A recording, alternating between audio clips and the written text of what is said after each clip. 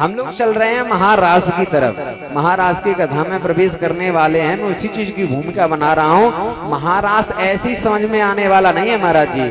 महाराज के बारे में हम सोचते हैं कि महाराज क्या होगा, आंखें बंद करते हैं और ध्यान करते हैं कि एक पुरुष होगा, सैकड़ों स्त्रियां होंगी, नृत्य चल रहा होगा। क्या ये रास है? अरे ये रास नहीं है। रास को समझना है तो पहले कृष्ण को समझो।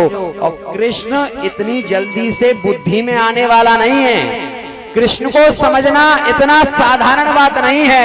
एक तरफ तो वो द्वारकाधीश है, द्वारका का राजा है, और दूसरी तरफ अर्जुन का ड्राइवर बनके उसका रथ चलाता है।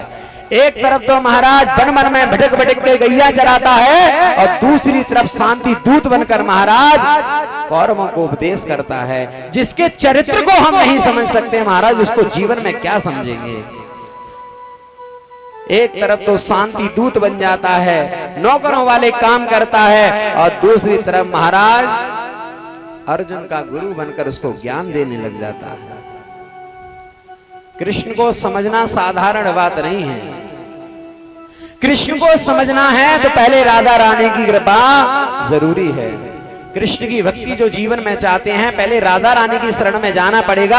जिस प्रकार समुद्र का जल खारा होता है, समुद्र के जल का पान नहीं कर सकते, लेकिन जब मेघ बरसते हैं, जब बादल बरसते हैं, तो बादलों का जल जब समुद्र में पड़ता है तो उस समय वह जल आचमन करने योग्य हो जाता है। ऐसे ही अकेले कृष्ण की भक्ति नमकीन है। कृष्ण की भक्ति में स्वाद नहीं आएगा। जब राधा रानी कृपा करेंगी तब आपको आनंद आएगा।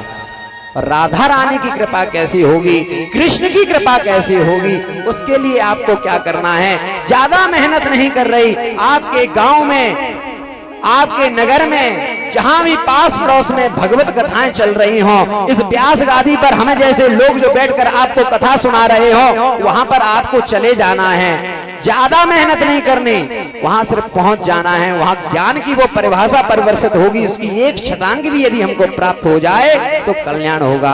एक कोई चेला था महाराज, दुबला पतला सा, गुरु